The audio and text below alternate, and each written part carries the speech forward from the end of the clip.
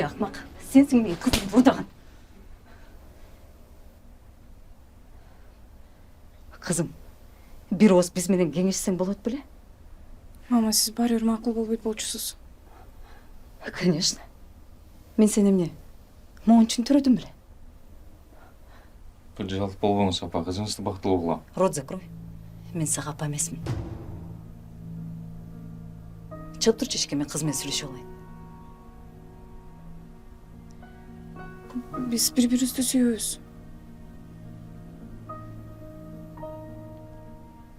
Азыр эмне?